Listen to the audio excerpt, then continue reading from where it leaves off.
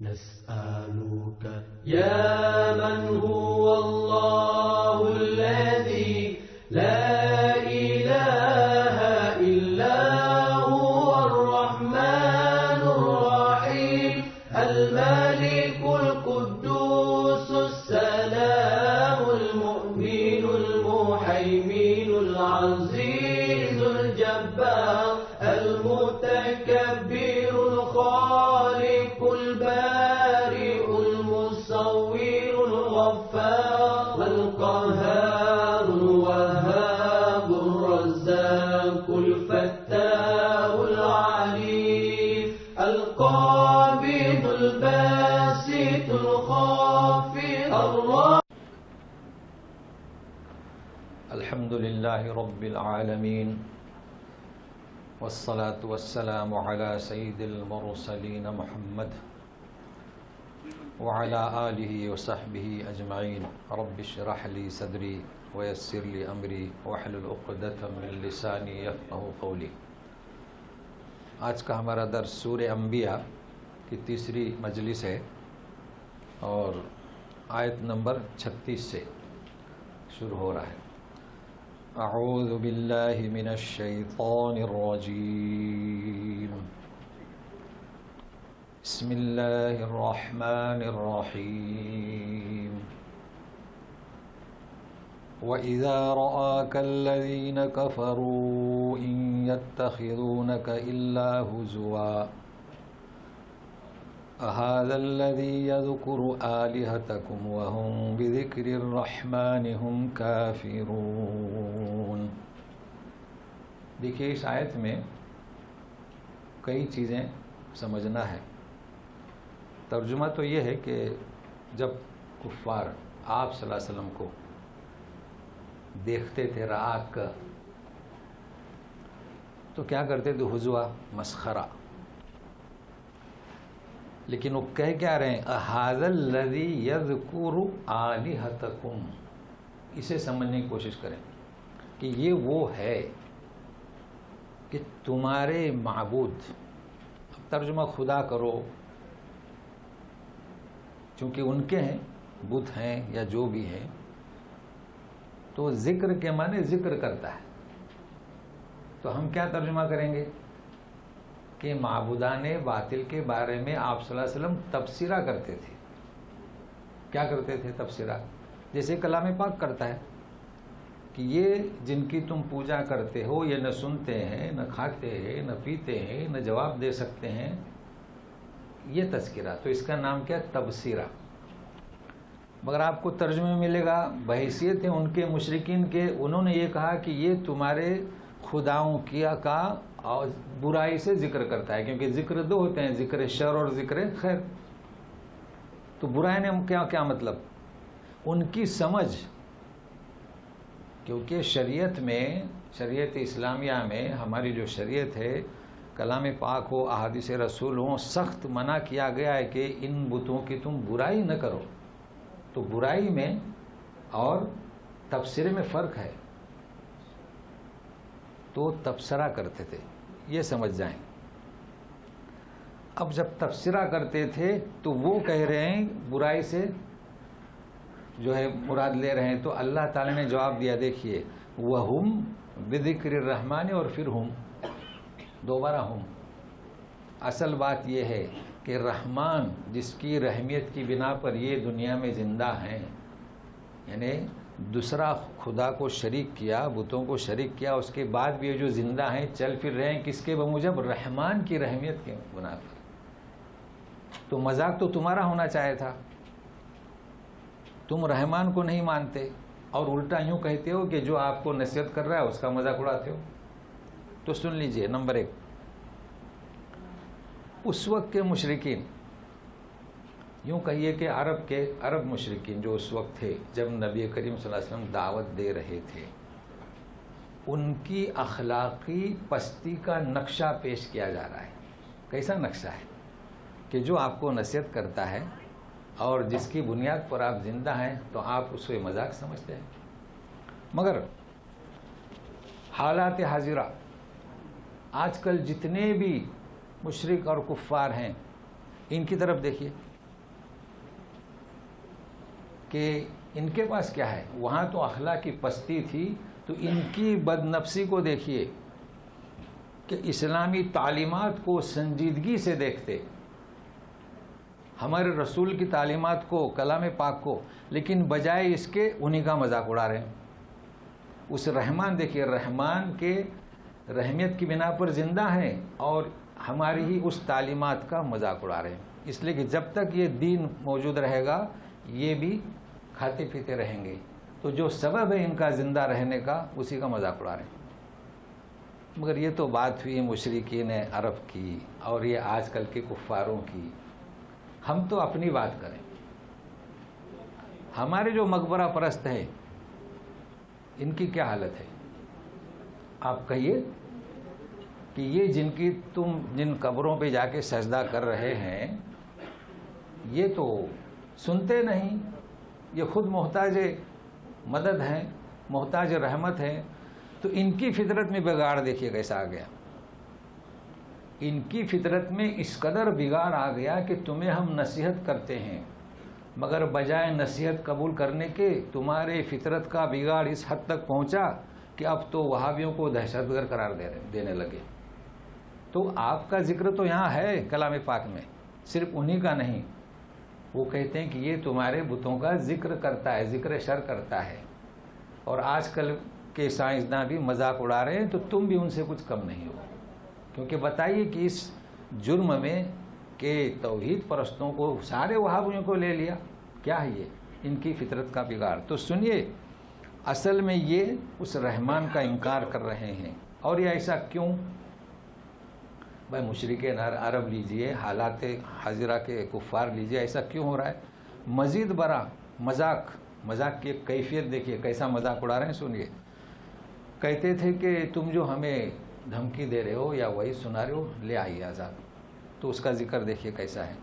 خلق الانسان من عجل سأریکم آیاتی فلا تستعجلون.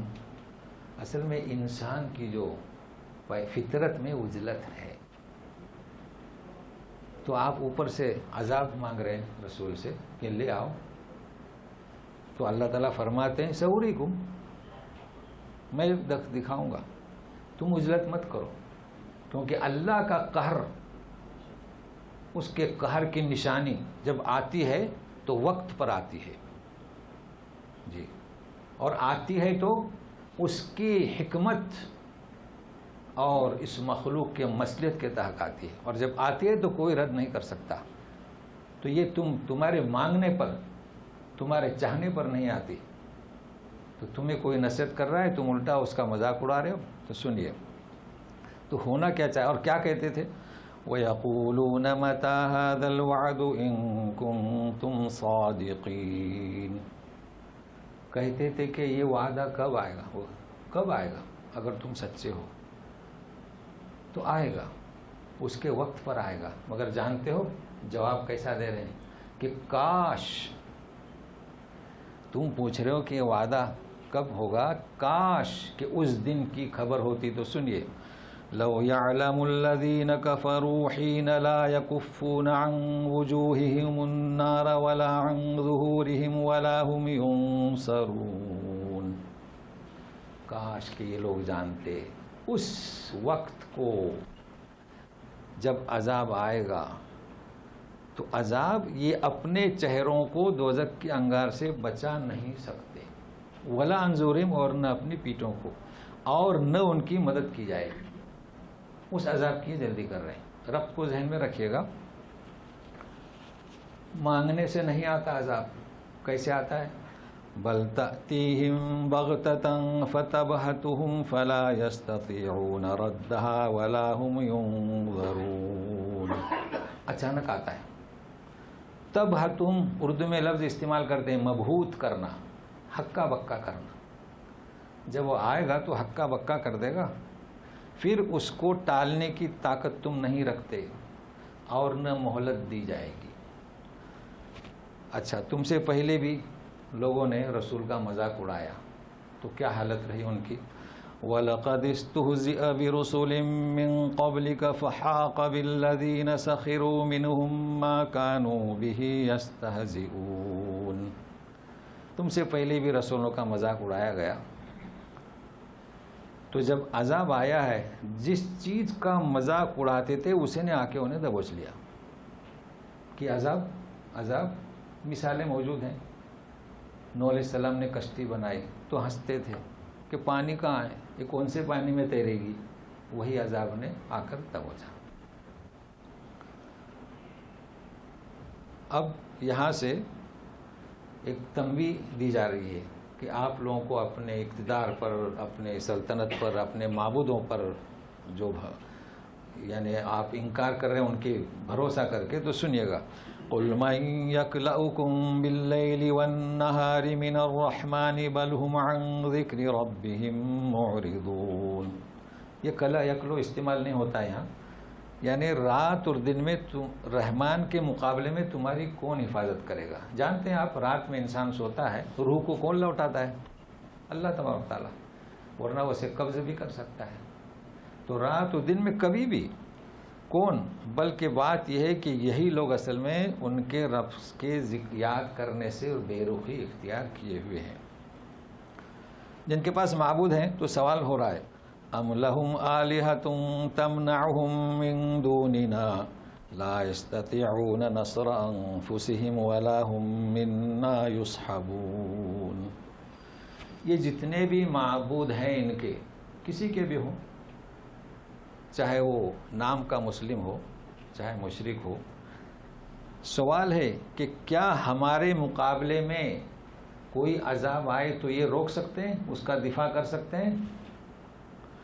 تو سنیے، لا یستطیعون، یہ تو ایسے ہیں کہ اپنے خود کی بھی حفاظت نہیں کر سکتے، اور منا یصحبون، ساتھی کسے کہتے ہیں؟ حمایت. ہمیشہ جو ساتھی ہوتا ہے حمایت کرتا ہے، اور نہ ان کی ہم حمایت کریں گے. تو جب جن کی حمایت اللہ کی جانب سے نہ ہو تو ان سے تم امیدیں لگائے بیٹھے ہو. بل متعنا هؤلاء وآباءهم حتى طال عليهم العمر افلا يرون أنا نأتي الأرض ننقصها من أطرافها افهم الغالبون. اس آیت میں توجہ دیں ترجمہ کی طرف بھی. بلکہ ہم نے انہیں اور ان کے باپ داداؤں کو عمر دراز تک موقع دیا رہنے کا، مدت دراز تک سلطنتیں، حکومتیں یا مالداری کی حیثیت سے زندہ رہے. تو اس کا مطلب کیا کہ عذاب نہیں آئے گا؟ بلکہ ذرا سوچیں، جتنی بھی سلطنتیں، حکومتیں تھیں، انا ناتی الارض ننقصها من اطرافها، کیا مطلب؟ کہ ہم نے ان کے اطراف سے زمین کو کم کرنا شروع کر دیا. تو اس کا ترجمہ یہ ہے، اس کا ترجمہ وہ نہیں کہ قبر میں زمین جو ہے جسم کو کھاتی ہے، اس کا ذکر یہاں نہیں ہو رہا ہے. اس لیے میں نے کہا کہ توجہ دیں، ذکر کس کا ہو رہا ہے؟ ان کی سلطنت کا، ان کے اقتدار کا، اور یہ جو باپ دادا کو ہم نے عمر دراز تک جو دی تھی سلطنتیں، ہوا کیا کہ کوئی بچا نہیں بلکہ زمین تنگ ہوتی گئی. تو اشارہ کس طرف ہے کہ اے مکہ کے رہنے والوں، دیکھتے نہیں جن کے تم مخالفت کر رہے تھے، جن کی مار پیٹ ہو رہی تھی، مدینہ پر اسٹیٹ بن گئی، کمزور ہوئی کہ نہیں؟ زمین کم ہوئی کہ نہیں؟ پھر مدینہ سے عرب قبائل اسلام لاتے گئے، زمین کم ہوئی کہ نہیں؟ تو اطراف کی زمین کم ہوتی جاتی ہے، مطلب ان کی حکومت کیا ہے؟ سمٹتی جاتی ہے. تو یہی ہوا ہے، پھر بعد میں فتح مکہ بھی ہوا، یہ مراد ہے. تو توجہ دی جا رہی اس طرف. تو کیا وہ غالب رہے جب زمینیں سمٹتی گئیں، کم ہوتی گئیں؟ نہیں، بلکہ وہ فنا ہو گئے، دوسری حکومتیں آ گئیں. قل انما انذرکم بالوحی ولا يسمع الصم الدعاء اذا ما ينذرون. کسی بھی نصیحت کریں سنتے نہیں تو کہہ دو کہ مجھے حکم دیا ہے، میں تو وحی کے ذریعے آپ کو آگاہ کرتا ہوں. اب ایک بہرا ہے، وہ پکار کو کیا سنے؟ سمن، حالانکہ وہ سنتا ہے، مگر جو فرد نصیحت کو قبول نہ کرے وہ بہرے کے برابر ہے. کیا فائدہ سن کر جب اسے ڈرایا جاتا ہے. اچھا، اب آپ عذاب کا پوچھ رہے ہیں تو سنیے. وَلَئِن مَّسَّتْهُمْ نَفْحَةٌ مِّنْ عَذَابِ رَبِّكَ لَيَقُولُنَّ يَا وَيْلَنَا إِنَّا كُنَّا ظَالِمِينَ. نفحۃ، اگر انہیں عذاب کا ایک حصہ، ایک جھونکا چھو دے تیرے رب کی جانب سے، تو کیا کہیں گے؟ ہماری ہلاکت، ہم تو ظلم کرنے والے تھے. تو یہاں تک بات کس کی ہوئی؟ یہ جو کہہ رہے تھے، مذاق اڑا رہے تھے اور پھر نشانی مانگ رہے تھے. اتنی آیتوں تک یہ مختصر سا بیان ہوا. اب کیا بیان کیا جا رہا ہے کہ جب حساب کتاب ہوگا تمہارا وہ کیسے ہوگا؟ تو سنیے گا. وَنَضَعُ الْمَوَازِينَ الْقِسْطَ لِيَوْمِ الْقِيَامَةِ فَلَا تُظْلَمُ نَفْسٌ شَيْئًا وَإِن كَانَ مِثْقَالَ حَبَّةٍ مِّنْ خَرْدَلٍ أَتَيْنَا بِهَا وَكَفَى بِنَا حَاسِبِينَ. اور ہم ترازو، دیکھیں موازین جمع میزان کی، اسے سمجھنا ہے. ہم عدل کی ترازو قائم کریں گے قیامت کے دن، کسی نفس پر ظلم نہیں کیا جائے گا. اگر مثقال حبۃ من خردل، رائی کے دانے کے برابر بھی وہ کوئی بھی عمل کرے گا، اتینا بہا، لا کھڑا کریں گے، چاہے نیکی ہو چاہے بدی ہو. وکفا بنا حاسبین، ہم ہی حساب کرنے کے لیے کافی ہیں. سب جانتے ہیں کہ انسان کچھ بھی کرے، وہ یہ نہیں سوچے کہ اگر کوئی اس نے شر کیا ہے، نہیں، وہ بھی وہاں حاضر ہوگا. یہ اور بات ہے کہ آپ توبہ کریں، اسے مٹا دیں. بہرحال یہاں تک یہ چیز بیان کی جا رہی ہے، بڑی دلچسپ آیت ہے. لیکن اب اس کے بعد یہ سورہ انبیاء ہے، اور اب آپ درس سننے کے لیے تیار رہیں. کیا ہے یہ سورہ انبیاء؟ سورہ انبیاء شروع ہو رہا ہے موسیٰ اور ہارون کے قصے سے. جیسے کہ میں نے عرض کیا تھا کہ تقریباً 16 ناموں کے ساتھ اور 2 اشارتاً. تو تیار یہ رہیں کہ انبیاء دیکھیے، سورہ محمد ہے، سورہ یونس ہے، سورہ یوسف ہے، لیکن یہ سورہ انبیاء ہے. تو اس مناسبت سے کئی چیزیں آپ کو میں بتا رہا ہوں. پہلی تلاوت سنیے گا. وَلَقَدْ آتَيْنَا مُوسَى وَهَارُونَ الْفُرْقَانَ وَضِيَاءً وَذِكْرَى لِلْمُتَّقِينَ الَّذِينَ يَخْشَوْنَ رَبَّهُمْ بِالْغَيْبِ وَهُمْ مِنَ السَّاعَةِ مُشْفِقُونَ. سب سے پہلے اس کا ترجمہ کہ موسیٰ ہارون کو ہم نے فرقان دیا، ایک فرقان. ضیاء تو ضیاء، ذکرہ اور متقین، اتنی چیزیں سمجھنا ہے.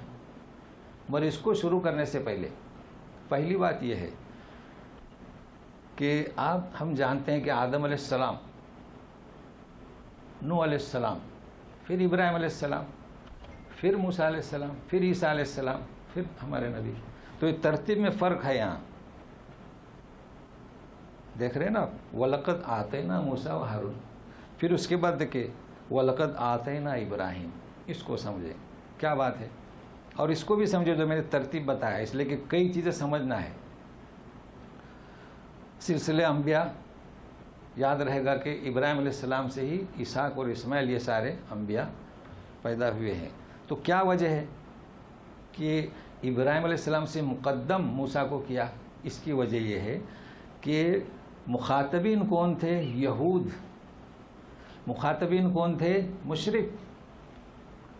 اور سب سے پہلا جو رد کیا کس نے؟ یہود نے. تو یہودیوں کی مناسبت سے موسیٰ کا ذکر آیا، اور مشرکین کے لحاظ سے اگلی آیت میں ابراہیم علیہ السلام کا ذکر. تو یہ ہے ربط کلام پاک میں، ترتیب میں تبدیلی. تو اس کو سمجھنا ہے. لیکن سب سے اب سنیے گا کہ سورۃ الانبیاء، نبیوں کے بارے میں کیا کہا گیا. پھر ہم دیکھیں گے کہ ذکرہ کیا ہے اور متقین کیا ہے، لیکن ذرا ساتھ میں رہیے. آپ جانتے ہیں نبیوں کا ذکر انبیاء ہے نا، اور بعض وقت لوگ سمجھنے کی کوشش کرتے ہیں مگر چونکہ حقائق سامنے نہ ہونے کی بنا پر نہیں سمجھ پاتے. جیسے میں آپ کو کہتا ہوں کہ بہت مشہور ہے اولو العزم انبیاء کون کتنے، تو کوئی بھی بتائے گا کہ نوح علیہ السلام، ابراہیم، موسیٰ، عیسیٰ اور محمد، 5 ہے نا، کتابوں میں تاریخ میں لکھے ہوئے ہیں. تو اس میں ہمیں یہ سمجھنا ہے کہ یہ اب وہ سوال یہ آتا ہے کہ آدم علیہ السلام کا ذکر کیوں نہیں؟ سوال آتا ہے نا بھائی، اتنے انبیاء کا نام لیا تو ہمیں معلوم ہونا چاہیے کہ انبیاء میں کتنے گروپ ہیں. بھائی رسول اور نبی یہ علیحدہ چیز ہے، پھر اس میں اولو العزم. پہلے آپ یاد کر لیں کہ اولو العزم یہ کس نے نام دیا، لکھ لیں سورہ احقاف آیت نمبر 35، فاصبر کما صبر اولو العزم من الرسل. تو نام کس نے دیا؟ ہم نے اور آپ نے نہیں، اللہ تبارک تعالیٰ نے نام دیا. کیا نام دیا رسولوں کو؟ اولو العزم. تو اب اولو العزم کون؟ اولو العزم کیوں؟ آدم علیہ السلام اس میں شامل کیوں نہیں؟ پہلے اس کے پہلے یہ جانے کہ عزم کے معنی کیا. تو سورہ لقمان جائیے، آخری آیتیں ہیں اس میں. سورہ لقمان میں فرماتے ہیں اپنے بیٹے کو لقمان علیہ السلام، اقیم الصلاۃ، نماز پڑھو، وامر بالمعروف، بھلائی کا حکم دو، ونہی عن المنکر، برائی سے روکو. اب جب برائی سے روکو گے، شرک سے روکو گے، واصبر علی ما اصابک، کیا کرو؟ صبر کرو. ذالک من عزم الامور، یہ ہے عزم. تو اس معنی سے سمجھ میں آئے گا کہ آدم علیہ السلام عزم رسول میں شامل کیوں نہیں. عزم کے معنی کیا؟ جہاں آپ نے دیکھیے اسی بنیاد پر کہتے ہیں، اب یہ ہمارے جو جماعتیں کام کریں اطمینان سے خارج کر دیا ونہی عن المنکر کو، خالی میٹھی بات کرو، نماز کے لیے بلائیے، ٹھیک ہے. تو یہ تو انبیاء کی دعوت نہیں. جب آپ بدعت، شرک اس سے لوگوں کو روکیں گے تو تصادم ہوگا، ٹکراؤ ہوگا. تو وصبر، ٹھیک ہے. تو جب آپ صبر کریں گے تو یہ پختہ کاموں میں سے ہے.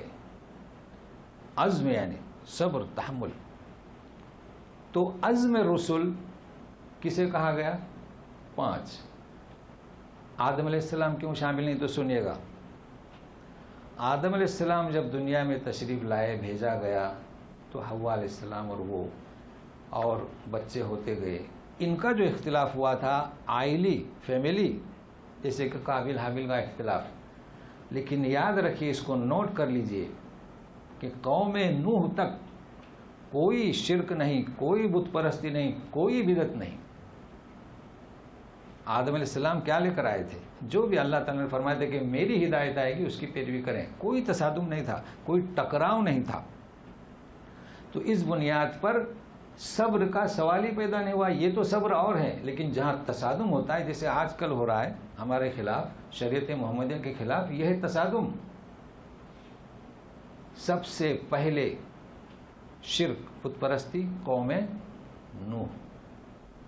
اور وہ کیسے وہ بھی آپ جانتے ہیں. مختصر یہ کہ ان کے جو رہبر تھے اعمالہم، شیطان نے اکسایا کہ یہ لوگ آتے ہیں اتنی دور سے، تو ان کے تصویریں. اب اس وقت تو جو تصویر بنانے کا جو آرٹ تھا، آج کچھ بھی نہیں، وہ تو ہاتھ سے بنا دیتے تھے نقش.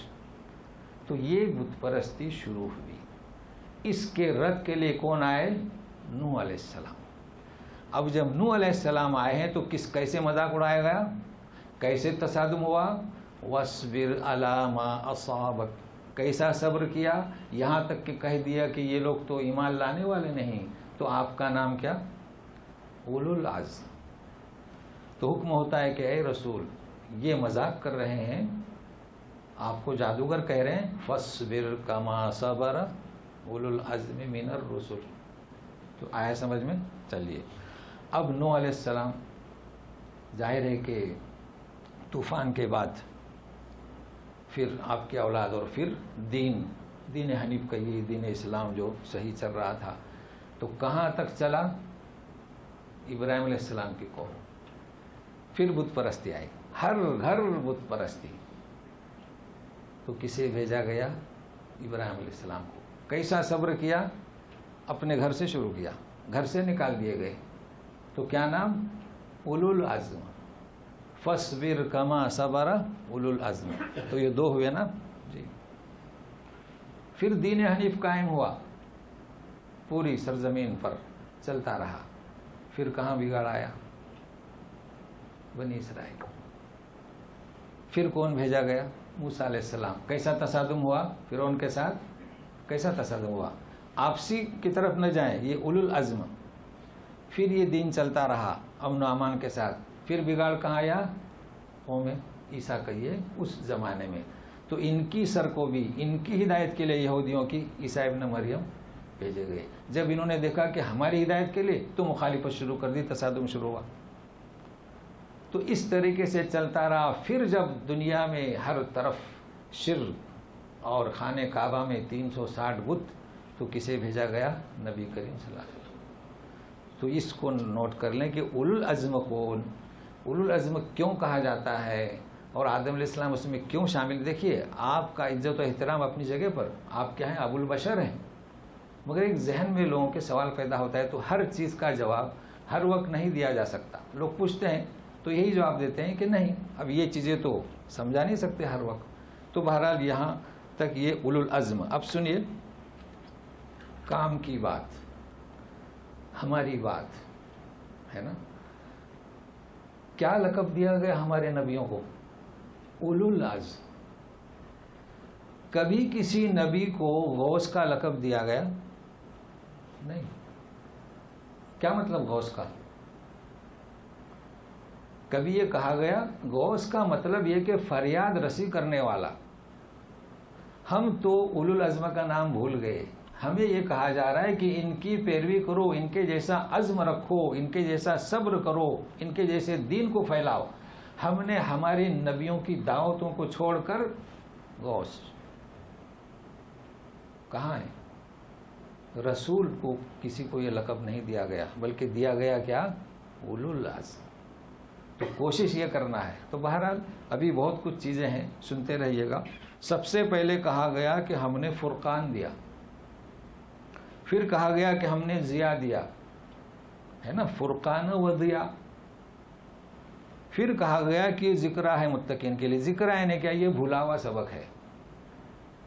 ذکرہ کیا معنی؟ نصیحت. تو جب نوح علیہ السلام آئے تو بھولا ہوا سبق آدم علیہ السلام جو لے کر آئے تھے وہ، یہ ذکرہ. جب ابراہیم علیہ السلام آئے تو بھولا ہوا سبق، جب موسیٰ آئے تو بھولا ہوا سبق. تو جب عیسیٰ ابن مریم بھی یہی لائے، ہمارے پاس بھی یہی ہے. تو ہمارا بھولا ہوا سبق ہمارے پاس موجود ہے. تو ابھی سنتے رہیے. فرقان. فرقان کسے کہتے ہیں؟ کہ حق و باطل کے درمیان فرق کرنے والا. اب ہمارے پاس ہے. موسیٰ علیہ السلام کو جو دیا گیا تھا یہ بھی فرقان تھا، صحیفے بھی فرقان تھے. اور جو ہمارے پاس ہے ابھی ہمارے کتاب کا ذکر اگلی آیت میں آ رہا ہے، مگر وہ بھی فرقان ہے. تو فرقان کا مطلب کیا؟ کہ جب آپ اس پر غور جیسے کہ روشنی ہے وہ آپ کو دکھاتی ہے کہ راستہ کون سا ہے، کہاں اندھیرا ہے، کہاں کھائی ہے. تو سنیے اس فرقان کے بعد ضیاء کا کیا مطلب؟ بھائی ضیاء کا معنی کیے روشنی، ٹھیک ہے نا. لیکن میں آپ کو بتاؤں کہ اللہ تعالیٰ فرماتے ہیں جعل الشمس ضیاء والقمر نورا، ہے نا، کہ سورج کو ہم نے ضیاء بنایا. ہم ترجمہ کرتے ہیں روشنی، روشن، اور چاند کو بھی روشن. تب ہمارے پاس ترجمہ یہی ہے. مگر ایسا کیوں کہ سورج کو ضیاء اور چاند کو نور؟ اب ہمارے بھائی کہاں چلے گئے کہ نور کسے کہتے ہیں؟ بھائی نبی کریم صلی اللہ علیہ وسلم ہم نے آپ کو نور بنا کے بھیجا، ٹھیک ہے. تو ضیاء کا مطلب کیا؟ ضیاء کا مطلب مرکز، سینٹر. کیوں؟ اس لیے کہ سورج میں جو انگار ہے یہ مرکزی حیثیت رکھتی ہے. اس دنیا میں جتنی روشنی ہے تو چاند میں مرکز نہیں، چاند روشنی سورج سے لیتا ہے. تو یہ کتاب کیسی ہے؟ ضیاء ہے، یہ مرکز ہے، یہ سینٹر ہے. اگر آپ کو روشنی لینا ہے تو اللہ کی کتاب سے لیجئے، یہ ہمارے پاس ضیاء ہے. اچھا، نبیوں کے پاس جو تعلیم ہے وہ کیا ہے؟ وہ نور کہاں سے آیا؟ ضیاء سے آیا. کیونکہ اس ضیاء کا مرکز کیا؟ اللہ تبارک تعالیٰ. بھائی سورج میں روشنی کہاں سے آئی؟ اللہ نے دی. یہ تو زرتش کے سمجھ میں آیا کہ یہ سورج کی روشنی اصل ہے، تو سورج میں انگار ہے تو انگار کی پوجا شروع کر دیے. ٹھیک ہے، مگر اتنا تو سمجھا نا. اب وہ اتنا نہیں سمجھ پایا کہ انگار وہاں پر بھی پیدا کرنے والا کون، مگر ہم ان کی بات کیوں کریں؟ ہمارے پاس ہے، ہم جانتے ہیں کہ سورج کا جو ضیاء ہے اس کا مرکز اللہ. تو نبیوں کے پاس جو نور ہے یہ مرکز کیوں ہے؟ اس لیے کہ اللہ تعالیٰ نے دیا، وحی الہی ہے. بتائیے ہم یہاں سے نور حاصل کریں، مرکز ہوا. تو سنیے ابھی، تو یہ روشنی ہے. اب ایک مثال میں آپ کو دوں. رات اندھیری ہے اور گھٹائیں بھی کالی ہیں اور سامنے کھائی ہے، اسے جانا ہے. آپ اسے دیں ایک ٹارچ دے دیں، تو اس نے جب اسے سلگایا تو رات میں دن نظر آنے لگا. اب آپ بتائیے جب وہ پار ہو گیا تو اسی کی پوجا شروع کرے گا؟ وہ پوجا کس کی شروع کرے گا؟ وہ تو آپ کے لیے ہے. اس روشنی کو، رات کو دن میں تبدیل کرنے والا کون ہے؟ وہ ہے. تو کیا کبھی ہم ایسا کرتے ہیں؟ نہیں. پھر کیا بات ہے؟ رسول نور ہے، اچھی بات ہے، تو نور کی پرستش شروع کر دیں؟ نہیں، رسول نور ہے، آپ کے لیے راہ ہدایت ہے، رہنمائی ہے، رہبر ہے. تو یہ ہے وَذِكْرَىٰ لِلْمُتَّقِينَ. یہ بھولا ہوا سبق ہمارے لیے ہے، سبوں کے لیے ہے، جو شرک اور درگاہ پرست ہیں، جو کفر ہیں، جو مذاق اڑا رہے ہیں، ہر ایک کے لیے ہے. لیکن سنیے، ذِكْرَىٰ لِلْمُتَّقِينَ، جنہیں ڈر ہے. کیسا ڈر ہے؟ سنیے. الذین یخشون ربهم بالغیب وهم من الساعة مشفقون. جو اللہ کو بغیر دیکھے ڈرتے ہیں اور قیامت کے دن سے لرزاں و ترساں ہیں. یہ لوگ جو بت پرست ہیں یا قبر پرست ہیں، یہ قیامت کے خوف سے لرزاں و ترساں نہیں ہیں، کیونکہ انہوں نے اعتماد کر لیا ہے خواجہ پر اور غوث پر. تو ان کو ہدایت کیسے ہوگی؟ اب آپ کیا کر سکتے ہیں؟ کہاں سے محنت کریں ان پر؟ کیونکہ ان میں خوف نہیں. ان میں تو یہ عقیدہ جما دیا گیا کہ گناہ کرتے جائیں، آقا مٹاتے جائیں. تو بات یہ ہے کہ بھولا ہوا سبق ہم ان تک پہنچائیں کہ آپ کا کوئی بھی عقیدہ کلام پاک کی آیت سے ملتا نہیں، بلکہ تصادم ہو رہا ہے. لیکن اب سنیے کیا کہا جا رہا ہے. اب یہ ہمارے آپ کی بات ہو رہی ہے، تو تیار رہیے. وَهَذَا ذِكْرٌ مُبَارَكٌ أَنزَلْنَاهُ أَفَأَنْتُمْ لَهُ مُنْكِرُونَ. یہ بابرکت کتاب کون سی؟ کلام پاک، بابرکت ہے نا. ھذا ذکر، یہ بھولا ہوا سبق ہے، اور کیسا ہے؟ بابرکت. موسیٰ علیہ السلام کو لے کیا کہا گیا؟ ضیاء. تو ضیاء کے معنی جان چکے، تو ضیاء تو یہ بھی ہے. جب وہ کتاب اس کتاب کا جز ہے تو یہ بھی ضیاء ہے، لیکن بابرکت ہم نے اتاری. تو جانتے ہیں برکت کسے کہتے ہیں؟ برکت تو لوگ لینے لگے لوگوں سے، ہے نا، اپنے کیا مرشدوں سے، ہاتھ کو چوم کر، اور کسی کا جھوٹا کھانا اور پانی. بھائی برکت تبارک الذی بیدہ الملک، وہ ذات بابرکت ہے. اس نے جو کتاب بھیجا یہ بابرکت ہے. تو بابرکت کا معنی کیا؟ ایک سمجھانے کے لیے ایک دنیا کی مثال. بابرکت، گھر میں 5 آدمی ہیں، کھانا بنا ہوا ہے، 2 مہمان آئے، ٹھیک ہے. اب 5 آدمی 5 ان کا کھانا وہ کھا لیں گے. اب اس میں ایک ساتھ بیٹھیں اور بسم اللہ کہہ کے شروع کریں، 7 آدمی کھا لیں. یہ ہو گئی برکت. 7 کھا لیں، 8 کھا لیں، 10 کھا لیں. کیا مطلب اس کا؟ کہ آپ کا جو کھانا بنا تھا اس میں یہ توقع تھی. آدمی کھانا بناتے ہیں نا بھائی جماعت میں، باورچیوں کو مہارت رہتی ہے کہ 1 کلو میں کتنے لوگ کھائیں گے، 1 کلو گوشت میں، 1 کلو چاول میں. تو جب زیادہ کھا لیے تو توقع سے زیادہ، تو اس کا نام ہے برکت. چلیے آپ کسی کی عمر 100 برس کی ہے تو وہ 100 برس میں 200 سال کے کام کرے، یہ برکت. تو جب آپ دعا دیں گے تو یوں کہنا کہ آپ کی عمر میں اللہ برکت دے، نہ کہ دراز کرے. دراز سے کیا فائدہ؟ برکت. جی، تو برکت کا مطلب کیا؟ آپ ایسے کام دیکھیے. برکت آپ کی تنخواہ ہے کم، لیکن آپ کو کوئی مشکل نہیں، مصائب نہیں، بیماری نہیں، تو اسی میں آپ برکت ہو جاتی ہے. اور ایک کے پاس تنخواہ آپ سے 4 گنا زیادہ ہے لیکن پریشانیاں، مشکلات، ایکسیڈنٹ، تو اس ماہ دوسری تنخواہ آنے سے پہلے اس کی رقم ختم ہو جاتی. یہ ہے برکت. لیکن ہمیں کیا سمجھنا ہے قرآن میں کیا برکت. تو یہ کلام پاک ہمارے پاس بابرکت ہے، مگر کیسا بابرکت. لوگوں نے شروع کر دیا، ڈیگیں لگی ہوئی ہیں، پک رہی ہیں، دیکھا کہ مجمع زیادہ ہے تو اندر سر ڈال کر یاسین کی تلاوت ہو رہی ہے، برکت. لوگوں نے یہ شروع کر دیا. تو یہ برکت ہے. کون سی برکت؟ سوال یہ پیدا ہوتا ہے. دیکھیے برکت کون سی؟ آپ کی معاشی زندگی میں، آپ کی تجارتی، آپ کی تمدنی اور آپ کے آئلی مسائل، ہر مسائل میں اللہ کی عبادت ہو، اخلاقیات میں یہ بابرکت ہے. آپ کا وقت بچ جائے گا اور یہ آپ کو ایسی سہل اور آسان راستہ عطا کر دے گا. دیکھیے کتنے مشکلات ہیں. میں آپ کو مثال سے سمجھاتا ہوں کہ اس پر تھوڑا سا وقت لے لیں گے اس بابرکت کا، تو پھر آئندہ اگلا شروع کرتے ہیں قصہ. کہ آپ کسی سے پوچھیں کہ بھائی اس کا حل کیا ہے. طلاق کا مسئلہ لیجئے، اور آپ کو چونکہ 2 مسائل بتلایا تھا طلاق کے، تو وہ جواب دے گا. تو آپ سوال کرتے ہیں نہیں ہمارے فقہ سے جواب دیجئے. تو ایک فقہ جواب دیتا ہے کہ طلاق ہوئی، دوسرا فقہ دیتا ہے کہ طلاق نہیں ہوئی. بتائے برکت ہوئی کہ ٹینشن ہوا؟ یہ تو ٹینشن بڑھ گیا آپ کا. ٹھیک ہے نا، ٹینشن بڑھ گیا. اب آپ کیا کر سکتے ہیں؟ اس سے بہتر اگر کلام پاک کی آیت پیش کی جائے، بتائے برکت ہوگی کہ نہیں ہوگی. تو ضروری بھی تھا بتانا آپ کو، چونکہ 2 مسائل میں گزشتہ بتا چکا تھا، آپ کو یاد ہے نا، سورہ احزاب کی 49 اور سورہ بقرہ کی 237.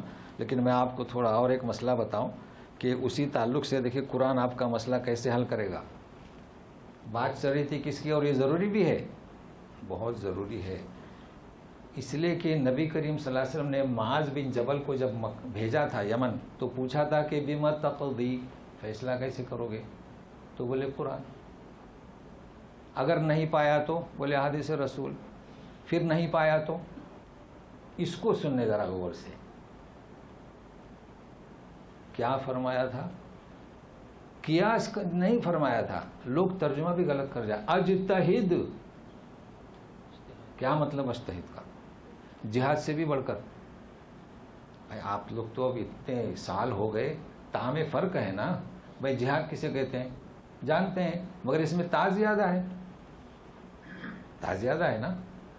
تو اجتہاد بڑھ کر ہے یا جہاد بڑھ کر ہے؟ جب غزوہ تبوک سے واپس ہو رہے تھے تو کیا فرمایا؟ رجانا من الجہاد الاصغر الی الجہاد الاکبر. تو یہ اکبر کون سا؟ اجتہاد. مگر یہ بھی فرمایا تھا انہوں نے اور کوئی کسر نہیں چھوڑوں گا. تو قیاس میں برکت نہیں اور اجتہاد میں برکت ہے. مگر کب؟ اجتہاد کوشش کریں. تو دیکھیے میں آپ کو سناتا ہوں کیسے برکت. چلو جیسے کہ آپ کوئی مسئلہ درپیش ہوا، ٹھیک ہے نا.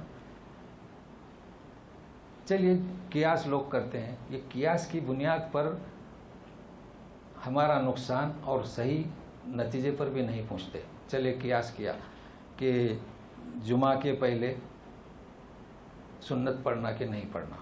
تو قیاس کر دیا کہ ظہر کے پہلے کتنی سنت ہے؟ 4. تو جمعہ کے پہلے یہ ہوا کیا؟ قیاس ہوا. لیکن میں آپ کو بتاتا ہوں قیاس. اب دیکھیے کہ ایک شخص نکاح ہوا، چٹ منگنی پٹ بیا، ٹھیک ہے. ابھی طلاق کی بات نہیں ہو رہی ہے. انتقال ہوا، مغرب سے پہلے انتقال ہوا یا خلوت سے پہلے انتقال ہوا. تو 2 مسئلے آپ کو یاد ہیں کہ اگر چٹ منگنی پٹ بیا اور طلاق دے دیا تو اس کا جواب کیا ہے؟ سورہ احزاب 49 میں اور سورہ بقرہ کہ اس پر کوئی عدت نہیں. ٹھیک ہے نا. لیکن یہ بھی یاد کر لیں. اب اگر آپ قیاس کرتے ہیں، اب قیاس ذرا سوچیں کیا جواب ہے اس کا. کہ نکاح ہوا، عقد ہوا اور رات آنے سے پہلے کیا؟ خلوت سے پہلے کیا انہوں نے کیا؟ انتقال ہوا. تو قیاس اگر آپ کرتے ہیں تو آپ کو صحیح راہ نہیں ملے گی. اب آپ سوچیں گے ہاں چٹ منگنی پڑ گیا اور طلاق تو عدت نہیں، تو یہ مر گئے، عدت نہیں، یہی جواب دیں گے نا. تو یہ قیاس تو سنیے اس کا جواب، نکالیے آیت، قرآن شریف کی آیت، اپنا سورہ بقرہ، جی آیت نمبر ہے 234، اگر دیکھنا ہو تو پیج نمبر اس کا 38، آرام سے نکال سکتے ہیں کوئی۔ والذین یتوفون منکم ویذرون ازواجا، جن عورتوں کے شوہر مر جائیں، کیا ہے؟ جن عورتوں کے شوہر مر جائیں تو کیا یتربصن بانفسہن 4 اشہر و عشرا، کتنے دن روکے رکھیں گے؟ 4 مہینے 10 دن، یہ قرآن شریف کا حکم ہوا۔ چلیے اتنا کافی ہے، آیت نمبر نوٹ کر لیں۔ اب قیاس والے یہی جواب دیتے ہیں کہ چونکہ کیا وہ خلوت کے بغیر، صحبت کے بغیر انتقال ہوا ہے، مگر ایسا نہیں۔ اب سنیے اجتہاد، اس کو ذرا توجہ سے سنیے، اجتہاد میں برکت ہوگی، قرآن سے جڑے رہیے۔ یہ کس کا مسلک ہوا؟ چونکہ ہمارے ہاں یہ مشہور ہے کہ شوہر کا انتقال ہوا تو بیوی اس کا چہرہ نہیں دیکھ سکتی ہے نا، کیوں؟ اس لیے ان کا کہنا یہ کہ طلاق ہو گئی موت کی وجہ سے، جبکہ یہ قیاس ہے۔ اس کی کاٹ کیا ہے؟ نبی کریم صلی اللہ علیہ وسلم نے فرماتا ہے عائشہ صدیقہ سے، اگر تیرا انتقال ہوا مجھ سے پہلے تو میں غسل دوں گا، بتائیے۔ تو انہوں نے فرمائے تھے اگر آپ تو میں غسل دوں گی، تو اس کا مطلب طلاق ہوتی ہے؟ طلاق تو نہیں ہوتی موت سے۔ تو اس کو ذہن میں رکھیے۔ اب فرق کیوں؟ متوفا، اس کو یاد رکھیے کہ جس کا شوہر نکاح کے بعد فوراً انتقال کر گیا، وہاں اس کو وہ دوسرا نکاح نہیں کر سکتی، اس کو یہ عدت نکالنی پڑے گی 4 مہینے 10 دن، یہ مسئلہ یاد رکھیں۔ اب برکت کی طرف آئیں، تو یہ اجتہاد کس کی طرف؟ کیوں ایسا؟ سنیے غور سے، یعنی قرآن کی برکت سنیے، اجتہاد سنیے۔ اس لیے کہ جہاں نکاح کے بعد طلاق دیا تھا وہ طلاق دے چکا اور خلوت نہیں ہوئی تھی، اس لیے کوئی عدت نہیں، اس کے لیے کوئی، اگر مہر مقرر ہوئی تو آدھی دے دیں، نہیں ہوئی تو کچھ بھی دے دیں۔ اور یہاں پر اس شخص کا انتقال ہوا ہے، طلاق واقع نہیں ہوئی، اس مسئلے کو جانیں، طلاق نہیں ہوئی ہے، اس لیے اسے عدت 4 مہینے 10 دن گزارنی ہوگی۔ اسے وراثت ملے گی، وہاں وراثت نہیں ملے گی۔ وراثت کیوں ملے گی؟ اگر اس کے پاس 4 ملیون ہے تو آپ جانتے ہیں اولاد تو ہوئی نہیں، 8واں حصہ، 4تھا حصہ ملے گا، اولاد نہیں ہے تو یہ خیال رکھیں۔ تو بات چل رہی تھی کیسے؟ ھذا ذکر مبارک انزلناہ، یہ ہمارے پاس ذکر کیسا ہے؟ کئی مسائل ہمارے یہاں ایسے ہیں کہ اجتہاد۔ ایک مسئلہ اور میں بتاؤں کہ جب عمرے سے فارغ ہوتے ہیں عصر کے بعد تو طواف نہیں کرتے لوگ، اکثر لوگ کیوں نہیں کرتے؟ وہ جو طواف کیا اس کا نام ہے، نہیں طواف نہیں، سنت طواف ہے نا۔ عصر کے بعد جب عمرہ کرتے ہیں تو طواف ہو گیا تو کیا کرنا ہے؟ سنت طواف پڑھنا ہے نا، یا واجب الطواف کیا کہتے ہیں، وہ جو نماز، وہ نہیں پڑھتے۔ اس لیے نہیں پڑھتے کہ عصر کے بعد نماز پڑھنا منع ہے، یہ ہوا قیاس۔ اب میں اجتہاد بتاتا ہوں، اجتہاد کیا ہے آپ بتائیے کہ عصر کی نماز کے بعد اگر جنازہ آیا تو نماز پڑھتے ہیں کہ نہیں؟ جی پڑھتے ہیں۔ تو پھر یہ قیاس کیسے؟ کیوں پڑھتے ہیں؟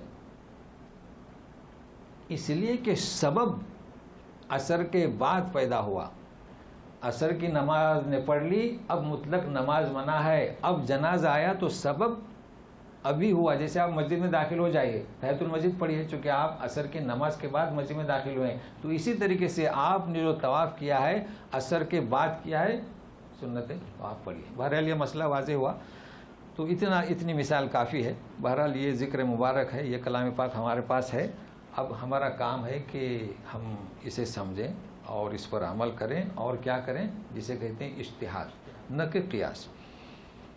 افانتم لہ منکرون، اور تم کیا کرتے ہو؟ انکار کرتے ہو. اب شروع ہو رہا ہے مشرکین سے کتاب. وَلَقَدْ آتَيْنَا إِبْرَاهِيمَ رُشْدَهُ مِن قَبْلُ وَكُنَّا بِهِ عَالِمِينَ. اور ہم نے ابراہیم علیہ السلام کو رشد، بھلائی ہم ترجمہ کرتے ہیں بھلائی یا سمجھ. پہلے دیکھیے آ گیا نا من قبل، چونکہ بعد میں ان کا قصہ آ رہا ہے اس لیے پہلے. اور ہم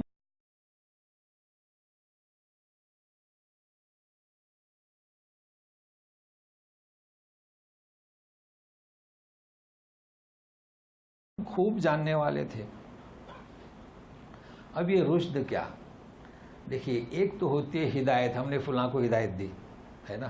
اچھا یہ رشد سے ہے رشید، تو ہم کہتے ہیں اپنا نام رکھتے ہیں عبد الرشید، تو یہی ہے رشید.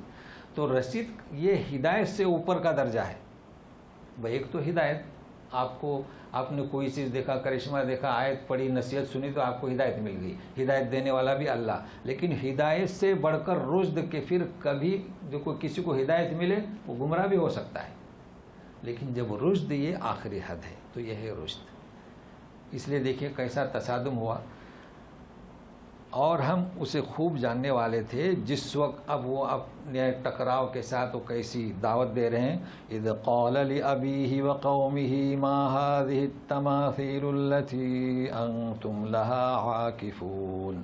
کہہ رہے ہیں اپنے ابا سے اور اپنی قوم سے، دونوں کا ذکر ہے. بہرحال یہ اشارتاً کہا جا رہا ہے کہ یہ جو تمثال بنائے تھے نا، کسی کا چہرہ بنانا، مورتی بنانا، یہ تمثال اس جیسی کیا ہے کہ جس کی عید کر تم بیٹھے ہو. تو جواب کیا دے رہے ہیں؟ قالوا وجدنا آباءنا لها عابدین. ہم نے باپ دادا کو اس کی پوجا کرتے ہوئے پایا تو ہم بھی کر رہے ہیں. قال لقد كنتم انتم وآباؤكم في ضلال مبين. اچھا تھے تم اور تمہارے باپ دادا، یعنی تم بھی ہو، تم بھی گمراہی میں ہو اور تمہارے باپ دادا بھی گمراہی میں تھے. یہ انہوں نے انہیں سمجھانے کی کوشش کی. تو کیا جواب دیتے ہیں؟ قالوا اجئتنا بالحق ام انت من اللاعبین. اب جب انہوں نے یہ کہا تو کہا کہ تم کوئی سوچ سمجھ کے بات کر رہے ہو یا مذاق اڑا رہے ہو؟ لعب، یعنی ان کو ایسا یعنی توقع سے اوپر ہوا کہ ہمارے باپ دادا کو ہم کو گمراہی کہے گا یہ آج کا بچہ. تو سنیے. قال بل ربكم رب السماوات والارض الذي فطرهن وانا على ذلكم من الشاهدين. بل سے اضطراب پیدا کر رہے ہیں. تم کہتے ہو کہ مذاق اڑا رہے ہو یا حقیقی بات. بل توجہ اس طرف، ایسا نہیں بلکہ سنو. بلکہ تمہارا رب کون ہے؟ آسمان و زمین جسے اس نے پیدا کیا، اور میں اس پر گواہی دیتا ہوں. اب رہا یہ تمہارے بتاں تو سنیے. وَتَاللَّهِ لَأَكِيدَنَّ أَصْنَامَكُمْ بَعْدَ أَن تُوَلُّوا مُدْبِرِينَ. عقیدن، یہ تمہارے جو بت ہیں نا، میں ان کی خبر لیتا ہوں. یہ ان کے منہ سے نکلا. کب؟ مدبرین، جب تم غائب ہو جاؤ. تو ذرا آپ سنیے. فَجَعَلَهُمْ جُذَاذًا إِلَّا كَبِيرًا لَهُمْ لَعَلَّهُمْ إِلَيْهِ يَرْجِعُونَ. تو ان کے جزا ٹکڑے ٹکڑے کر دیے بتوں کو. إِلَّا كَبِيرًا لَهُمْ، ان کا جو بڑا تھا نا اسے چھوڑ دیا. کیوں چھوڑا؟ لَعَلَّهُمْ يَرْجِعُونَ، تاکہ اس کی طرف رجوع کریں، ان کے بڑے بت کی طرف. تو اب ذرا توجہ دیں. قالوا من فعل هذا بآلهتنا انه لمن الظالمين. جس نے ہمارے اب وہ آئے میلے سے تو دیکھا، کہہ رہے ہیں کہ یہ کس نے کیا؟ جس نے بھی کیا وہ بڑا ظالم ہوگا، ظالموں میں سے ہوگا. اب بولتے ہیں لوگ، سنو سنو. قالوا سمعنا فتى يذكرهم يقال له ابراہیم. آ گیا نا یذکرو. سنو، ہم نے سنا کہ ایک فتن، ایک جوان، نوجوان، یذکرہم. اب وہی انہوں نے تو تبصرہ کیا تھا، ہاں یہ ہمارے بتوں کے بارے میں برا ذکر ایک نوجوان کر رہا تھا، اس کا نام ہے ابراہیم. اب ذرا ساتھ میں رہیے میرے. کیا کہا جا رہا ہے؟ فتن. اب لوگوں میں یہ مشہور ہے کہ نبوت 40 سال. اب یہ فتن کسے کہیں گے؟ فتن تو نوجوان 14 سال 18 سال. تو وہ اصول ہے، سنت الہی ہے کہ 40 سال پر نبوت. عیسیٰ ابن مریم کتنا زندہ رہے؟ زندہ مطلب دنیا میں رہے تو نبوت تو ملی تھی نا جی. تو ایسا نہیں، بلکہ یہ اللہ تعالیٰ نے رشد ادا کیا تو 40 تک انتظار نہیں ہوا، بلکہ آپ کو بھی پہلے ہی مل چکی. تو بہرحال یہ چیز ہے. اب سنیے، اب جب دیکھا بولے کہ یہ ذکر کر رہے ہیں قالوا فأتوا به على اعین الناس لعلهم یشهدون. اچھا، ہمارے بتوں کا ذکر شر اسے لے آؤ اعین الناس، مجمع میں، تاکہ لوگ دیکھیں کہ یہ کون ہے. قالوا اانت فعلت هذا بآلهتنا یا ابراہیم. سوال کرتے ہیں کہ تم نے ہمارے معبودوں کے ساتھ یہ کیا ہے؟ جواب دیکھیے. قال بل، دیکھو ہے نا بل آیا. قال بل فعله كبيرهم هذا فاسألوهم ان كانوا ينطقون. اب ذرا توجہ دیں یہاں جو اس کی حقیقت ہے. تو انہوں نے کہا کہ بڑے نے کیا، ان کے بڑے نے. پوچھو اگر وہ بات کرتے ہیں. دیکھو ان ینطقون. اب احادیث میں آپ کو ملے گا کہ ابراہیم علیہ السلام نے 3 جو ہے وہاں پر 3 دفعے. تو یہ پہلا موقع ہے اللہ کی ذات کے لیے. توریہ اس کا نام ہے. کیا نام ہے؟ توریہ. اس کو جھوٹ مطلب کیا؟ توریہ ہے. جھوٹ کیسے ہوگا؟ یہ تو حقیقت تھی. مگر ان سے پوچھو، اس سے پوچھو. بل فعلہ کبیرہم، بڑے نے کیا. حالانکہ کیا کس نے تھا؟ انہوں نے. مگر یہ کیا ہے؟ توریہ، تاکہ ان کا ذہن ذرا اجاگر ہو، یہ کہنا چاہتے ہیں. اور ایسا توریہ جائز ہے. فاسألوہم ان، اگر اچھا پھر کہہ رہے ہیں اگر وہ بات کر سکتے ہیں تو ذرا ان سے پوچھو اس نے کیا ہے. تو اس میں جھوٹ نہیں ہوا. چلیے. فرجعوا الى انفسهم فقالوا انکم انتم الظالمون. فرجعوا الى انفسهم، انہوں نے اپنے من میں سوچا، یعنی خود کی طرف. ارے وہ تو بات نہیں کرتے، ان سے کیا پوچھیں گے؟ بولے تم ہی ظالم ہو. یعنی آپس میں ہوا. تو آپ کا توریہ کا فائدہ یہ ہوا نا. ثم نكسوا على رؤوسهم لقد علمت ما هؤلاء ينطقون. پھر قدموں کے بل رؤوسهم، یہ الٹا. یہ ایسا کیوں ہوا پتہ ہے؟ کہ جب دیکھا کہ تو بات نہیں کرتے تو پھر آئے. بولے آپ جانتے ہو ابراہیم یہ تو بات نہیں کرتے. وہ تو انہوں نے پہلے ہی کہا تھا کہ یہ بات نہیں کرتے. جی. قال فتعبدون من دون الله ما لا ينفعكم شيئا ولا يضركم اف لكم ولما تعبدون من دون الله افلا تعقلون. بولے کہ اب کیا تم ایسی ذات، ایسے چیزوں کو پوجا کرتے ہو جو نہ تمہیں کچھ بھی نفع اور نہ کچھ بھی نقصان. یہ اپنی دعوت پیش کی. لیکن رؤوسہم کیوں؟ تو اس کو بھی ذہن میں رکھیے. تو افسوس ہے تم پر اور ان پر بھی جن کی تم پوجا کرتے ہو. کیا تم عقل نہیں رکھتے؟ تو نقصوا علی رؤوسہم، یعنی یہ الٹے کیسے ہو گئے؟ اب اتنی بات جب سمجھ میں آئی کہ یہ تو بات نہیں کر سکتے، اعتراف بھی کیا کہ ابراہیم یہ بات نہیں کر سکتے، اس کے باوجود بھی دیکھیے الٹے کیا ہو گیا. قالوا حرقوه وانصروا آلهتكم ان كنتم فاعلین.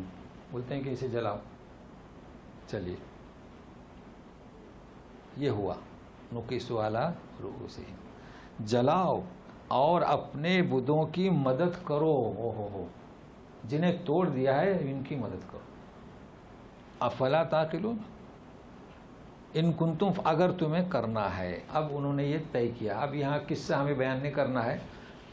تو پہلے یہ دستور تھا، ٹکراؤ جو ہوتا تھا کہ جو اگر کوئی بادشاہ سلطنت اس کی کبریائی کو، اس کے رب ہونے کو قبول نہ کرے تو کھائی اور انگار میں جھونک دیتے تھے. یہ دستور تھا، اس مطابق کیا. قصہ بڑا طویل ہے، اسے بیان نہیں کرنا ہے، لیکن الفاظ سنیے. قلنا یا نار کونی بردا وسلاما علی ابراہیم. جب آپ پڑھیں گے آیت کو تو یہ سمجھیں ہم نے حکم دیا کہ ٹھنڈی ہو جا اور سلامتی والے ہو جائے ابراہیم پر.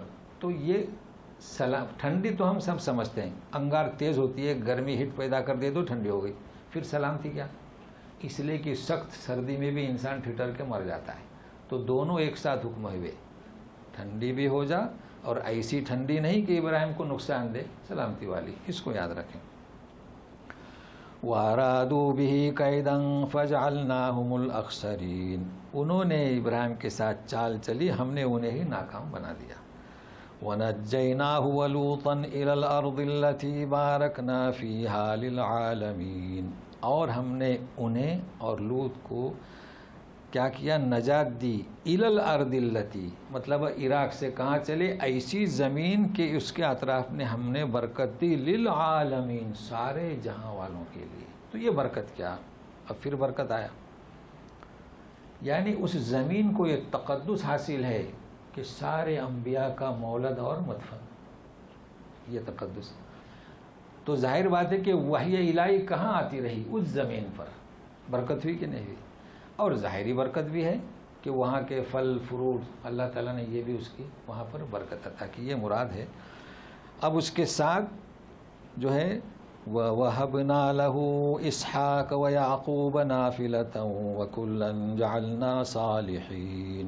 یہ ہماری درس کی آج کی آخری آیت ہے کہ ہم نے انہیں اسحاق اور یعقوب مزید، نافلہ یعنی کیا؟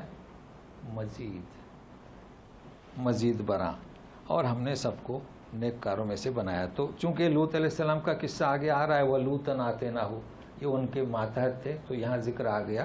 لیکن یہاں صرف یہ کہ ہم نے ہبہ کیے اسحاق اور یعقوب، ایک ساتھ ذکر ہے.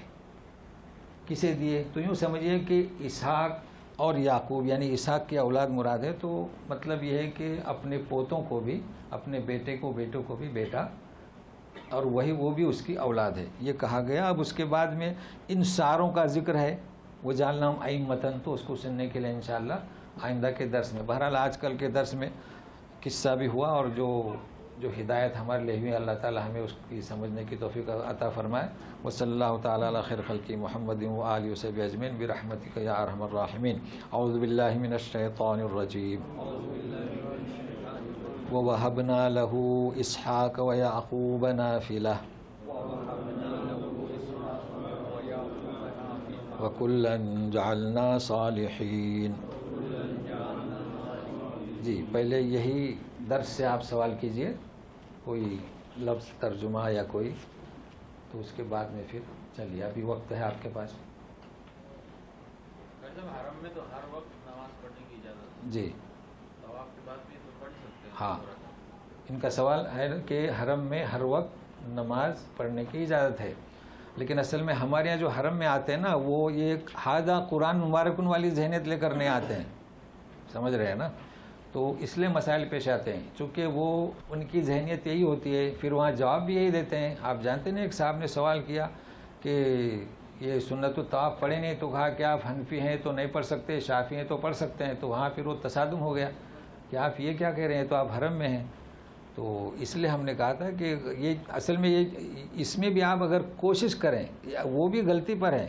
اصل میں وہ جو انہوں نے کہا ہے نا کہ نہیں پڑھ سکتے فلاں فقہ کے نزدیک، تو اجتہاد نہیں کیا انہوں نے کہ حرم، یہ تو مسئلہ جرنل ہے کس کے لیے جو سمجھتا ہے، لیکن اگر وہ اپنے فقہ کر بھی چل رہے ہیں تو اجتہاد نہیں ہوا. فقہ میں کیا ہے، مطلق نماز پڑھنا منع ہے، لیکن آپ جنازے کی نماز پڑھتے ہیں کہ نہیں پڑھتے ہیں؟ کیوں؟ تو حاضر ہوا تو طواف آپ نے کیا، اب آپ نماز پڑھیے. یہ ان کے لیے سمجھانے کے لیے. باقی یہ تو حرم میں آپ وہ جو حدیث ہے میں نے بتایا تھا کہ بنو عبد مناف کو، بنی ہاشم کو مت روکو رات و دن کے کسی بھی حصے میں طواف اور نماز پڑھنے سے، یہ تو حدیث شریف ہے. مگر جو لوگ آتے ہیں وہ اس چیز کو جانتے نہیں، وہ اپنے ساتھ کتاب چلاتے ہیں، تو دونوں کے لیے ہوا. جی چلیے.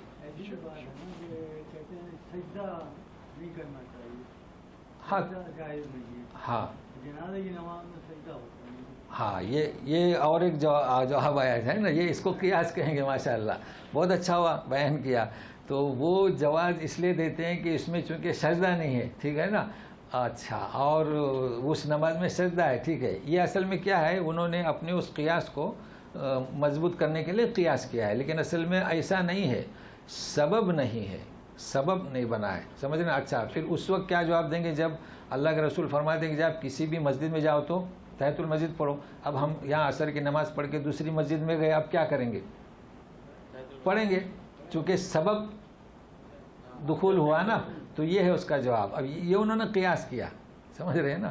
تو قیاس کی وجہ سے بڑے مسائل پیدا ہوتے ہیں. نہیں، میں وہ ہم رول بتا دیتا ہوں کہ اللہ نہیں، نے لگا کہ حرم میں ہاں، ہر وقت نماز ہر وقت نماز پڑھو، لیکن وہ نہیں، وہ بتلانے والے ایسا نہیں بتاتے نا. آپ کس مسلک کا فالو کرنے والے ہیں، اس لیے پریشانی ہو جاتی ہے. جی، بہرحال یہ یاد رکھیں کہ سبب تو یہ اجتہاد ہے اور وہ قیاس ہے. جی،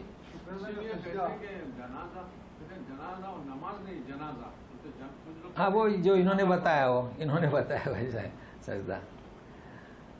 جی جی، سبب ہوا نا اصل میں. یاد رکھیں سبب، جب بھی آپ کو شکر کرنا ہے تو کریں. اب یہ کہ آپ بولیں جیسے کہ تلاوت ہے، سجدہ تلاوت ہے، جب بھی آپ نے تلاوت کی تو سبب بن گیا نا، اس کو اس میں قرضے کے لیے نہ رکھیں. جی، حدیث، ہاں ہاں، نہیں وہاں زوال کیوں دیکھے؟ اصل میں وہ حرم میں بیٹھا ہے نا، وہ زوال نہیں دیکھے. وہاں سگنل نہیں لگتا ہے زوال کا، جیسے اپنے یہاں لگتا ہے ریڈ اور کیا یلو اور گرین، نہیں ہے وہاں پر. وہاں آپ دیکھے ہی نہیں زوال کو. جب آپ حرم میں ہے نا تو آپ کے سامنے اللہ اور سامنے کعبہ، بس زوال دیکھنے کی ضرورت نہیں. کس وجہ سے یہ منع کیا ہے؟ کیا؟ کس وجہ سے منع کیا کہ یہ مخصوص وقت میں نماز نہ پڑھے؟ ہاں، یہ مخصوص اس میں حدیث میں شرح ہے کہ یہ جو دیکھیے سورج کا جو نکلنا ہے نا، اس وقت وہ شیطان آتا ہے، اور چونکہ وہ سورج کی پوجا ہوتی تھی نا تو وہ آ کے سامنے کھڑا ہوتا ہے، تو ان سے مشابہت سے منع کیا گیا ہے.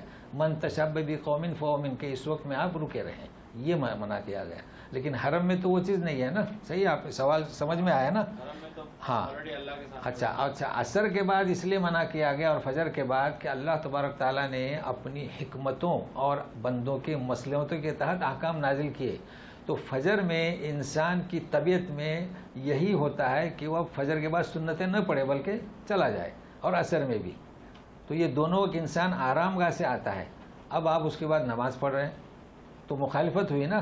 تو جو مزاج ہے، جو فطرت ہے تخلیق کی، اس کی مخالفت نہ کریں، باقی حرام نہیں ہے. جی جی، نہیں وہ تو مسئلہ حل ہو چکا. وہ تو حدیث شریف میں ہے کہ آپ کو یہ جو سنت چھوٹی ہوئی ہے نا، اس کے بارے میں وہ مسئلہ اور ہے. جی جی، ابراہیم علیہ السلام کو اللہ تعالیٰ نے آگ کو ٹھنڈی کر دیا. جی، ہمارے مسلمان کی ساری دنیا میں ظلم ہو رہا ہے، اس لیے کیوں اللہ تعالیٰ؟ ہاں، ان کا سوال کیا ہے کہ دیکھیے اس ایک سنت الہی ہے. سنت الہی فرمان علی میں پیش کیا تھا نا گزشتہ. فرمان علی. جی، فرمان علی یہ ہے کہ یہ قرآن کو جو تھامے گا وہ ترقی کرتا چلا جائے گا، اور جو اسے چھوڑے گا وہ ہزیل و ذلت کی زندگی اختیار کرے گا. تو آج مسلمان قرآن کو چھوڑ چکے ہیں، اصل یہ ہے. اچھا، اب ہم جو کہتے ہیں اس میں اخلاص نہیں ہے. جیسے کہ ابھی حال میں ایک چل رہا ہے، حالات حاضرہ کا میں فتویٰ بتاؤں. ابھی فتوے شائع ہوئے ہمارے علماء کی جانب سے کہ ہر مسجد میں جا کے نماز پڑھیں. یہ تو میں پہلے ہی کہتا تھا کہ چاہے وہ بریلی والا ہو، اگر عملی بدعتی ہے تو آپ نماز پڑھیں، کیونکہ ہمارے یہاں محلے میں نمازیں ہیں. وہ تو امامت کرتا ہے، اسے کیا لے دینا، وہ تو اس کو تنخواہ ملتی ہے، وہی اس کے گوش ہیں.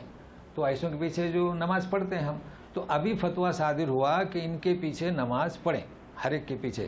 تو اس کی کاٹ آ گئی کہ وہابیوں کے لیے ہماری مسجد کے دروازے بند. آئی نا کاٹ؟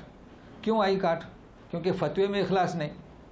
اب یہ آپ لوگ نہیں جانتے نا، میں کئی دفعہ اشارہ کر چکا ہوں.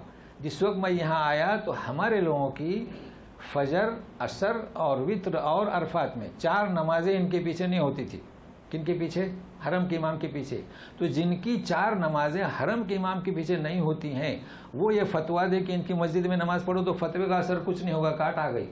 تو دوش ان کو نہ دیں، ہمیں دوش دیں. یہ آپ جانتے ہیں جس وقت یہاں پر حرم میں شوافے کے طریقے سے نماز پڑھائی جا رہی تھی، فجر میں دعائے قنوت ہوتی تھی، تو ہمارے علماء فجر کی نماز وہاں نہیں پڑھتے تھے، اور آج بھی جب آتے ہیں تو عصر کی نماز نہیں پڑھتے اور وتر کی، اور عرفات میں ان کے پیچھے کیا وہ حج کی نہیں، عرفے کے دن کی نماز نہیں پڑھتے.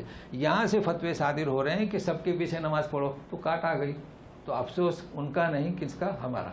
جی جیسا علامہ اقبال نے کہا ہے کہ آج بھی ہو جو ابراہیم سے ایمان پیدا ہاں. آپ کر سکتی ہے انداز ابلیس کا. ہاں تو وہ ایمان، یہاں یہ ہے کہ ابراہیم جیسا ایمان لاؤ، ہم بچائیں گے تم. ہاں شرط یہ یہ مقصد ہو ہے. نا. بالکل صحیح ہم ہے. آج اپنے آپ کو بالکل صحیح ہے. بچا رہے ہیں. تو شرط یہ ہے کہ اللہ تعالیٰ کی سنت یہ ہے جی. کہ ایمان اللہ تعالیٰ کا بتایا ہوا تو پھر وہ بالکل صحیح. آج بھی ہو جائے، کیوں نہیں؟ ایسا ہوتا ہے. دیکھیے کئی آپ کو حادثات ملے ہوں گے کہ مر جانا چاہے تھا، نہیں مرا، سیلاب میں، طوفان میں زندے رہتے ہیں. تو بہرحال کوشش کریں، مگر آپ خیال میں رکھیے گا جلدی آیا کریں، چونکہ ہماری وجہ سے اب ان لوگوں نے ان کو کہہ دیا کہ 10 بجے ان کا پروگرام ختم کریں، چونکہ اب اوپر ٹوٹ گیا ہے نا، تو سارے یہاں آتے ہیں. اب اگر ہم دیری کرتے رہیں گے تو وقت سے پہلے آ جائے تاکہ وہ فوراً ختم کریں. میں جب آیا تو انہوں نے اعلان کیا، مگر چونکہ کثرت تھی وہ گفتگو کرتے ہی رہے. تو ذرا جلدی آیا کریں 10 بجے تاکہ وہ خالی کریں جگہ. اب وہ تو انہوں نے دے دیا ان کو 10 بجے تک، تو ان کو خالی ہونے بھرا رہتا ہے مجمع، خالی ہونے تک آدھا گھنٹہ گیا. اب نہیں ہو سکتا چین. سر آیت نمبر 40 میں یہ بختہ جو ہے تھوڑا سا سمجھو. جی 40 نمبر آیت کا یہ پیچھے چلے گئے. بختہ کے معنی ہے اچانک. ہاں بختتاً. ہاں جی. یہ نوح علیہ السلام جو ہے کشتی بنا کے رہے، جی پانی جو ہے آہستہ آہستہ اوپر چڑھتا رہا. جی جی. اچانک والا کوئی بات نہیں ہے. اسی طرح جو ہے تازہ شام کو دیکھتے ہیں اٹھنے کے مارنے کے باوجود اللہ نے 3 دن کا ٹائم دیا ہے. تو پھر یہ بختہ کہاں سے آیا؟ ہاں اچانک کہاں سے آیا؟ جی جی اچانک تو تھوڑا نہیں سمجھایا. جی جی. حیثیت سے اچانک کیا رہا ہے؟ ہاں یہ سونا میں آیا تھا، وہ اچانک آیا تھا نا. اب دیکھیں نا. ہاں قوموں کا ذکر ہے. اصل میں یہاں یہ سمجھیں کہ اللہ تعالیٰ مثال دے رہے ہیں کہ رات میں تم سو گئے، ہو سکتا ہے اچانک سیلاب آ جائے، تو یہ مثال دے رہے ہیں. باقی جب نبی موجود ہوتا ہے تو ایک سنت الہی ہے کہ نبی انہیں آگاہ کرتا ہے، تو وہ اس طریقے سے عذاب آیا. لیکن ایک مثال دی جا رہی ہے کہ اچانک بھی عذاب آ سکتا ہے. جی. اور سوال وہ عدت کے سلسلے میں ہاں عدت کے سلسلے میں. کہ ایک عدت جو رکھی گئی، ہوں. شوہر سے اگر کوئی چیز جراثیم اس کے پیٹ میں نہ ہو جی. تو 3 ظہور تک جو ہے وہ عدت میں رکھے. ہاں یہ حکمت ہے. جی. لیکن جب مرد چھوٹا نہیں ہے ہاں. اور خوف رہتا ہے تو پھر عدت رکھنے میں کیا حکمت ہے؟ ہاں جبکہ کچھ ہوا نہیں ہے ابھی، ہاں تو پھر اس کو عدت گزارنا ہے نا. تو یہ اسی لیے میں نے کہا تھا اجتہاد. وہ